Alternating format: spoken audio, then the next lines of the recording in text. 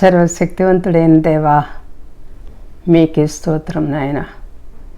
ఈ ధీరురాలు ఈ రోజున ప్రార్థన చేయుచుండగా, పాట పాడుతుండగా, వాక్యాన్ని వివరిస్తుండగా ఈ గొంతుని మీ బోరుగా వాడుకొనమని, వింటున్న ప్రతి ఆత్మను మీలో ఎదుగునట్లు చేసి మీరే మహింపరచుకొనమని కోరుకుంటూ ప్రభు అయిన క్రీస్తు నామములో అడిగి వేడుకుని పొంది ఉన్నాము పరమ తండ్రి. ఆమేన్.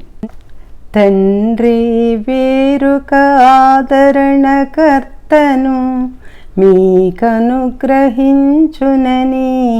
యేసు పలికెనని, అప్పటి వరకు యేసు ప్రభువే ఆదరణకర్తగా ఉన్నారని. ఆదరణకర్త అంటే పరిశుద్ధాత్మ దేవుడేనని. ఆదరణకర్త తండ్రి నా నామమున పంపబోవు పరిశుద్ధాత్మ సమస్తము మీకు బోధించి నేను మీతో చెప్పు సంగతులన్నిటినీ మీకు జ్ఞాపకము చేయునని. ఆదరణకర్త సహాయపడేందుకు మధ్యవర్తిగా పిలువబడిన వాడని, అన్నిటిలో విశ్వాసులకు సలహాలిచ్చే మిత్రుడుగా ఉండి బుద్ధి చెబుతూ ఓదారుస్తూ ఎల్లప్పుడూ ఉండేవాడని. విశ్వాసులైన మనలో భ్రష్ట స్వభావానికి పాపమును ఒప్పుకొనగా దేవుని కృపలో పరిశుద్ధాత్మతో సాతానును జయించడానికి విశ్వాసుల పక్షాన వాదించే పరలోక న్యాయాధిపతి క్రీస్తేనని. శుభవార్త సత్యం ఉపదేశించబడిన విశ్వాసులు నేర్చుకొనిన దానిని అర్థము చేసుకునేలా సహాయపడేందుకు దేవుని ఆత్మ వారిలో ఉన్నారని. వారికి ఎవరు బోధింప పని లేదని, ఆ అభిషేకమే వారిని నడిపిస్తుందని. ఆ అభిషేకమే వారిని నడిపిస్తుందని. Praise the lord. ఆయన వలన మీరు పొందిన అభిషేకము మీలో నిలుచుచున్నది కనుక ఎవడును మీకు బోధింపనక్కర్లేదు. ఆయన వలన మీరు పొందిన అభిషేకము మీలో నిలిచి ఉంది. పరిశుద్ధాత్మ విశ్వాసులను విడిచిపెట్టడు. యోహాను సువార్త 14:16 నేను తండ్రిని వేడుకుందును, మీ యొద్ద ఎల్లప్పుడూ ఉండుటకై ఆయన వేరొక ఆదరణకర్తను అనగా సత్యస్వరూపియగు ఆత్మను మీకు అనుగ్రహించును.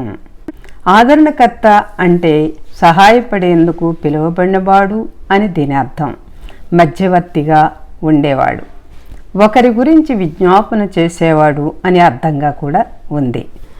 కొత్త నిబంధనలో నీతి న్యాయాలకు పాపానికి సంబంధించిన అన్ని విషయాల్లో విశ్వాసులకు సలహాలిచ్చే మిత్రుడుగా వారికి బుద్ధి చెప్తూ సహాయపడుతూ ఓదారుస్తూ ఉండేవాడు. దేవుని ఎదుట వారికి ప్రతినిధిగా మాట్లాడేవాడు అని అర్థమిస్తుంది. యోహాను సువార్త 14:17 పాపంతో నిండిన ఈ లోకం ఆయనను చూడదు. ఆయన అంటే పరిశుద్ధాత్మని వారు ఎరుగరు కనుక ఆ పరిశుద్ధుని ఆత్మను పొందలేరు. విశ్వాసులైన మీరు పరిశుద్ధాత్మని ఎరుగుదురు, ఆయన మీలో ఉండును, మీతో కూడా నివసించును. యోహాను సువార్త 14:26 ఆదరణకర్త అనగా తండ్రి నా నామమున పంపబోవు పరిశుద్ధాత్మ సమస్తమును మీకు బోధించి నేను మీతో చెప్పిన సంగతులన్నిటినీ మీకు జ్ఞాపకము చేయును. ఈ వచనాలను బట్టి చూస్తే యేసు ప్రభువు పరిశుద్ధాత్మను గురించి చెబుతున్నట్టుగా స్పష్టంగా ఉంది. మరో ఆదరణకర్త అంటున్నాడు యేసు ప్రభు.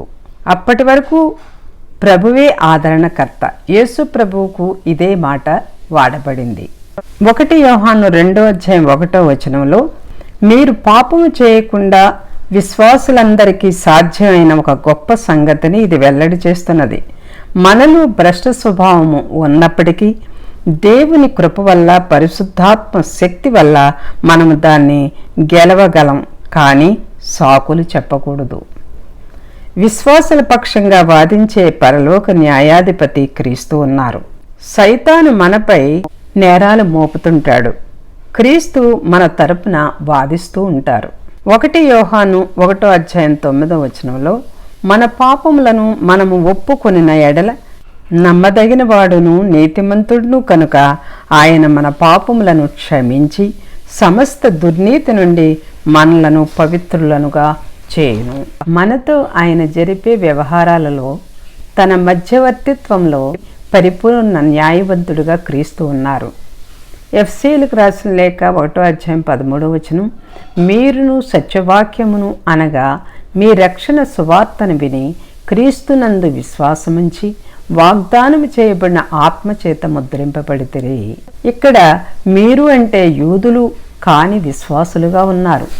ఇంతకు ముందు వచనములో క్రీస్తులో మొట్టమొదటగా నమ్మకం పెట్టుకున్న వారి గురించి రాశాడు. అంటే యూదులైన విశ్వాసులు అని గ్రహించుకోవాలి. పాత నిబంధనలో ఇతర ప్రజలకు లేని దీవెనలన్నీ యూదులు అనుభవించారు. ఇప్పుడైతే ఇతర జాతులకు చెందిన విశ్వాసులు కూడా యూదా విశ్వాసుల్లాగా క్రీస్తులో చేర్చబడ్డారు. క్రీస్తు శుభవార్తను సత్యవాక్కు అంటున్నాడు పౌలు. దీన్ని వెల్లడి చేసింది సత్యదేవుడు. ఎఫెసు క్రైస్తవులు సత్యవాక్కును కేవలం వినటం మాత్రమే కాదు, దానిని నమ్మారు. వినటం ఒక్కటే మంచి ఫలితాలను ఇవ్వదు. క్రీస్తును నమ్మటం వల్ల పరిశుద్ధాత్మ ముద్ర పడుతుంది. పరిశుద్ధాత్మ తానే ఆ ముద్ర. ఎఫ్సీలకు రాసిన లేఖ 4:30 దేవుని పరిశుద్ధాత్మను దుఃఖపరచకండి, విమోచన దినము వరకు ఆయన మీ మీద ముద్ర వేశాడు. ముద్ర అంటే యజమానత్వాన్ని సూచిస్తుంది. దేవునికి చెందిన వారికి ఆయన పరిశుద్ధ ఆత్మను ఇస్తారు. పరిశుద్ధాత్మ వారికి ఉండటం మరి దేనికంటే కూడా వారు ఆయనకు చెందినవారు అని స్పష్టంగా సూచిస్తుంది. విశ్వాసులు క్రీస్తులో మొదట నమ్మకం ఉంచినప్పుడు పరిశుద్ధాత్మ వారిలో నివసించేందుకు వస్తాడు. పరిశుద్ధాత్మను గురించి తెలుసుకోవాలంటే ఎఫెసీలకు రాసిన లేఖ 5:18 మత్తయి 3:16-17 మత్తయి 28:19 యోహాను 14:16-17 అపోస్తల కార్యాలు 1:4 ఎఫెసీలకు రాసిన లేఖ 1:14 రిఫరెన్సులు చూడాలి. ఆయన సంపాదించుకున్న సొత్తైన ప్రజలకు విమోచనము కలుగు నిమిత్తము ఈ ఆత్మ దేవుని మహిమకు కీర్తి కలిగేందుకు తాను సంపాదించుకున్న దాని విమోచన పూర్తి అయ్యే వరకు హామీగా ఉంటుంది. తండ్రి అయిన దేవుడు తన ఆత్మను విశ్వాసులకు హామీగా ఇస్తారు. ఆయన వాగ్దానం చేసిన వారసత్వాన్ని మనకి ఇస్తాడు. అంటే మనలో తాను ఆరంభించిన పనిని కొనసాగిస్తూ ముగిస్తాను అని హామీ ఇస్తున్నాడు అని గ్రహించాలి. ఫిలిప్పీలకు రాసిన లేఖ 1:6 చూడాలి. ఆయన మన దేహాలను విమోచించే వరకు రోమీలకు రాసిన లేఖ 8:23 చూస్తూ తన సొత్తుగా భద్రంగా ఉంచుతారు. విశ్వాసులు దేవుని సొత్తు. 1 కొరింథీయులు 6:19-20 ఎవరినీ పోగొట్టుకోకుండా సంరక్షిస్తారు. ఆయన తన ఆత్మను మనకు అనుగ్రహించాడు అని మనకు తెలియడమే. ఇదంతా సత్యమన్న నిశ్చయతను మనకిస్తారు. దేవుని మహిమకు కీర్తి కలుగుతుంది. శుభవార్త సత్యాన్ని వారికి ఇంతకుముందే ఉపదేశించటం జరిగింది. వారు నేర్చుకున్న దాన్ని అర్థం చేసుకోగలిగేలా వారికి సహాయపడేందుకు దేవుని ఆత్మ వారిలో ఉన్నాడు. వారికి ఏదైనా కొత్త సత్యాలు నేర్పించేందుకు క్రీస్తు రాయబారులు కూడా వారికి అవసరం లేదు. అందుచేత ఎవ్వరూ క్రీస్తు ఆత్మ ఉన్నవారికి ఎవరూ ఉపదేశించనక్కర్లేదు. కొత్త సత్యం తమ దగ్గర ఉందని చెప్పుకునే బోధకులు వారికి అవసరం లేదు. క్రైస్తవ సంఘాల్లో ఉపదేశకులు ఉండాలనే దాన్ని యోహాను కాదనటం లేదు. దేవుడే వారిని నియమిస్తాడు కనుక. ఎఫెసీయులకు రాసిన లేఖ 4:11 చూడాలి. మనమందరము విశ్వాస విషయంలోనూ దేవుని కుమారుని గూర్చిన జ్ఞాన విషయంలోనూ ఏకత్వం పొంది ఆయనలో నడవాలి. 1 కొరింథీయులకు రాసిన లేఖ 12:28 కూడా సంఘ కాపరులందరికీ ఉపదేశించే సామర్థ్యం ఉండాలి. దేవుని వాక్కును ఉపదేశించే వారందరికీ కాపరి హృదయం కలిగి ఉండాలి. దేవుడు ఎవరిని ఈ పరిచర్యకు పిలిచాడో వారు దీన్ని చక్కగా జరిగించేందుకు దేవుడు తమకు సామర్థ్యాన్ని ఇస్తాడు అని నిశ్చయతతో ఆయన వైపు చూడాలి. భయభక్తులు కలిగి దేవుని సత్యాన్ని ఉపదేశించే వారి నుంచి ఏమీ నేర్చుకోలేమని మనము భావించకూడదు. అది అహంకారంగా ఉంటుంది. అభిషేకం అది అన్నిటి గురించి మీకు బోధించుచున్న ప్రకారముగాను ఆయన మీకు బోధించిన ప్రకారముగాను ఆయనలో మీరు నిలుచుచున్నారు. ఇతర పద్ధతుల్లో నేర్చుకోలేని ఆధ్యాత్మిక సత్యాలను మనము దేవుని ఆత్మ ద్వారా నేర్చుకోగలము. 1 కొరింథీయులకు రాసిన లేఖ 2:10-14 వరకు, యెషయా 54:13, కీర్తనలు 25:4-5 పోల్చి చూడాలి. 1 కొరింథీయులకు రాసిన లేఖ 2:10-14 చూస్తూ పౌలు చెబుతున్న ఈ జ్ఞానం మనిషి తెలివితేటల వల్ల కానీ వేదాంత తర్కాల వల్ల కానీ దొరకదు. దేవుడు తన ఆత్మ మూలంగా దీన్ని వెల్లడి చేస్తాడు. దేవుని ఆత్మను పొందగలిగిన ఏకైక మార్గం క్రీస్తులో నమ్మకం ఉంచడం ద్వారానే. దేవుడు వెల్లడిస్తేనే కానీ ఆయన ఆలోచనలను ఎవరూ తెలుసుకోలేరు. కానీ అది పరిశుద్ధాత్మకు తెలుసు. ఎందుకంటే ఆయన కూడా పరిశుద్ధాత్మ దేవుడై ఉన్నారు కనుక. పతనమైన భ్రష్టమైన స్థితిలో ఉన్న మానవ జాతికి దేవుని ఆత్మ లేడు. క్రీస్తులోని విశ్వాసులు దేవుని ఆత్మను పొందారు. అపోస్తల కార్యాలు 2:38, అపోస్తల కార్యాలు 5:32, గలతీలకు రాసిన లేఖ 3:14, ఎఫెసీయులకు రాసిన లేఖ 1:13 చూడాలి. ఇతరులు తెలుసుకోవటానికి వీలు లేని వాటిని ఆత్మ అనుభవం కలిగిన వారు తెలుసుకోగలరు. పౌలు మాటల గురించి ముఖ్యంగా చెప్పటం దేవుని ఆత్మ క్రీస్తు రాయబారులకు ఇచ్చినదే. దేవుని సత్యాన్ని వెల్లడి చేసే మాటలు మనస్సులోని తలంపులు మాత్రమే కాదు. మత్తయి సువార్త 4:4, 5:18, 2 తిమోతి 3:16 పోల్చి చూడాలి. 1 కొరింథీయులకు రాసిన లేఖ 1:18 కూడా చూడాలి. పౌలు ఇక్కడ 2 గుంపుల మనుషుల గురించి చెప్తున్నాడు. నశించిపోతూ ఉన్నవారు, రక్షణ పొందుతూ ఉన్నవారి గురించిన విషయం తెలుస్తుంది.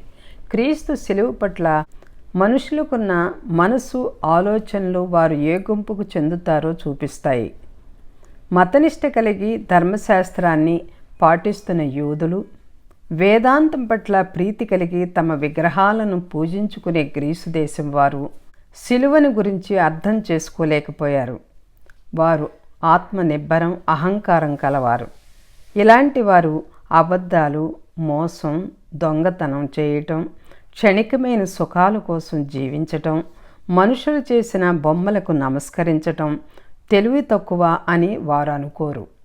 కొందరైతే రక్షణ పొందుతూ ఉన్నారు. ఈ రక్షణ కొత్త జన్మతో ఆరంభమవుతుంది. విశ్వాసులు మరణం సజీవంగా లేవటం, మహిమాస్థితి పొందటం వరకు కొనసాగుతుంది. వారికి సిలువ అంటే దేవుని బలప్రభావాలకు అనుభవించేది అని. అది వారిని కొత్త జీవితాలుగా మార్చివేసింది. వారికి అది దేవుని జ్ఞానంగా ఉంది. 1 కొరింథీయులకు రాసిన లేఖ 1:23 యూదులకు అడ్డురాయి ఆటంకముగా ఉన్నారనుకున్నారు. వారు ఎదురు చూసింది సిలువ వేయబడిన అభిషిక్తుణ్ణి కాదు, సిలువ వేయబడిన నేరస్తుడితో ఎవరికి విముక్తి లేదని వారు వాదించేవారు. మనము దేవుని సత్యాన్ని అంగీకరించి అర్థం చేసుకోదలుచుకుంటే దేవుని ఆత్మ మనకు ఉపదేశించడం తప్పనిసరిగా ఉండాలి. యెషయా 54:13 యెహోవా నీ పిల్లలందరికీ ఉపదేశిస్తాడు, ఆ పిల్లలకు అధిక విశ్రాంతి కలుగుతుంది అని చెప్పబడుతుంది. కీర్తనలు 25:4-5 నీ త్రోవలేవో నాకు తెలియచేయి, నీ విధానాలేవో వివరించి చెప్పు. నేను నీ సత్యాన్ని అనుసరించేలా చేసి నాకు ఉపదేశించు, ఎందుకంటే నీవు నన్ను రక్షించే దేవుడవు. నీకోసమే నేను ఎల్లప్పుడూ ఆశతో ఎదురు చూస్తూ ఉన్నాను. ఈ అభిషేకము వాస్తవమైనది, నిజమైనది. విశ్వాసులు వాస్తవముగా దేవుని ఆత్మను పొందారు. ఈ అనుభవం వారు స్వంతంగా ఊహించుకున్నది కాదు. పరిశుద్ధాత్ముడు నిజంగా వారిలో నివసిస్తున్నాడు కనుక పొందుతున్నారు. రోమీయులకు రాసిన లేఖ 8:9 దేవుని ఆత్మ లేని వారు తమ శరీర స్వభావానికి చెందినవారు, దాని ప్రకారమే జీవిస్తూ ఉంటారు. దేవుని ఆత్మ ఉన్నవారు పాపాన్ని, తమలో ఉన్న ఆయాసకరమైన గుణలక్షణాలను విడిచిపెడతారు.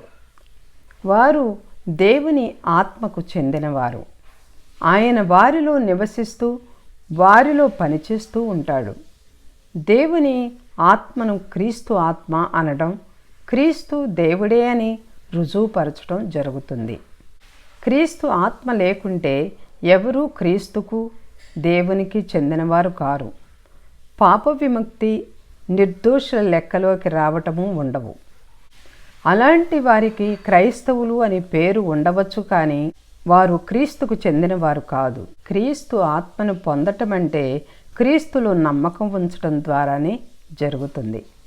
దేవుడు విశ్వాసులకు తన ఆత్మను ఉచితంగా ఇస్తాడు. రోమీయులకు రాసిన లేఖ 5:5 చూడాలి. రోమీయులకు రాసిన లేఖ 8:15 విశ్వాసులు తామే దాసులైన వారు, వారిలో నివసిస్తున్న దేవుని ఆత్మ మూలంగా వారు తమకు తామే దేవుణ్ణి తమ తండ్రిగా తలంచి అలా పిలుస్తారు. రోమీయులకు రాసిన లేఖ 8:16 దేవుని ఆత్మ వేరు, విశ్వాసుల ఆత్మ వేరు అని గ్రహించాలి. రెండు ఒకటి కాదు. విశ్వాసుల హృదయాల్లో వారు దేవుని ఆత్మ ప్రకారం నడుస్తూ శరీర క్రియల్ని చావుకు గురి చేస్తూ ఉంటే వారి ఆత్మలకు దేవుని ఆత్మకు మధ్య ఆనందకరమైన సమ్మతి, అంగీకారం ఉంటుంది. దేవుని ఆత్మ వారు దేవుని పిల్లలు అన్న నిశ్చయతలోనికి వారిని నడిపిస్తూ ఉంటాడు.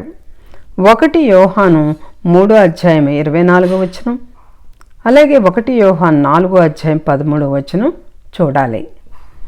అది ఒక అంతరంగ అనుభవం అని గ్రహించాలి. అంతరంగంలో ఆత్మ సాక్ష్యం, బయట నుంచి బైబిల్ సాక్ష్యం ఒకదానికొకటి పూర్తిగా ఏకీభవిస్తాయని మనం నిస్సందేహంగా నమ్మవచ్చు. దేవుని ఆత్మ దేవుని వాక్కును విశ్వాసుల హృదయాలకు వ్యక్తిగతమైన దానిగా, వాస్తవముగా, సజీవంగా అయ్యేలా చేస్తాడు. ఒక విశ్వాసి పాపం చేస్తే పరిశుద్ధాత్మను దుఃఖపెట్టి నిశ్చయతనిచ్చే ఆయన మాటలను ఆపివేసిన వాడవుతాడేమోనని జాగ్రత్తగా మన జీవితాల్ని పరిశీలన చేసుకుంటూ, కాపాడుకుంటూ ముందుకు వెళ్ళాలి. Praise the lord.